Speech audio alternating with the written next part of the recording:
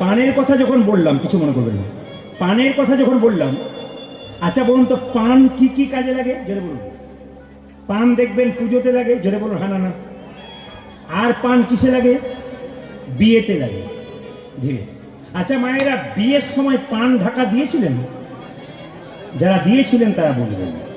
এখন তার পান ঢাকা দিতে হয় না, হ্যালো আর গেল। এখন তো হ্যালো আর গেল, পানে কোনো ব্যাপার হয় না। সবাই টাকা, সবাই টাকা। আচ্ছা মায়েরা পান ঢাকা মানে এই যে বাচ্চাগুলো আছে না, এরাও বলে দেবে পান ঢাকা দেয় কেন? কেউ জানেন পান ঢাকা দিয়েছেন? আর বলবেন না, বিয়ের সময় দিয়েছি, অত কি মনে থাকে? পান যখন মেয়েটি ঢাকা নিয়ে স্বামীর কাছে যায়, তখন যখনই পানটা সরায়, পানটা হলো যোগ মায়া, মানে পানটা সরিয়ে মেয়েটি স্বামীর মুখ দেখে মানে মায়ার যোগ হয়, তুমি আমার আমি তোমার।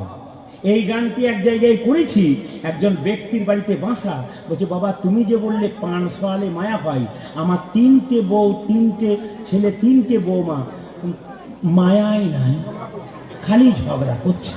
বললাম কাকা বাবু পান ঢাকা দেবার আগে কতবার রাস্তায় দেখা হয়ে যাচ্ছে, তাই আবার এইদিকে এইদিকে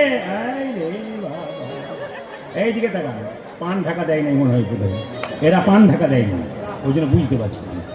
সবাই সবাই তাকাবেন। আচ্ছা মায়েরা কিছু মনে করবেন না, বিয়ের সময় মালা বদল হয়েছিল, একটু বলি মালা বদল হয়েছিল। আচ্ছা মালা যে বদল হয়েছিল কিছু মনে করবেন না, এই মালাতে গোলাপ ফুলটা কি? মালার মধ্যে গোলাপ ফুল থাকে কেন? খুব শিক্ষা আছে কিন্তু। বিয়ে তো হয়ে গেল বুঝতে পারলেন না, এখন তো বিয়ে ছেলে খেলা না, কি বলছেন? বিয়ে না বিয়ে, এইদিকে এইদিকে, এখন বিয়ে হয় না বে হয় বে। সবাই তাকান, গোলাপ ফুলটা কেন?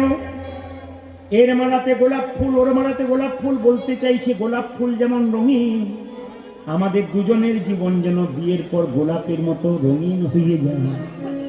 আমার মালাতে যত ফুল, তোমার মালাতে তত ফুল। আমার মালা ফুল মানে আমার আত্মীয় স্বজন, এই মালা তোমার গলায় দিলাম মানে আমার আত্মীয় স্বজনের দায়িত্ব তোমার গলায় দিলাম।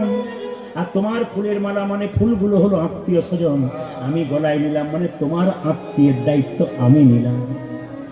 আর বলবেন না এত বুঝি নাই, নাহলে তো আমি এক ব্যবস্থা কিছু করতে হবে।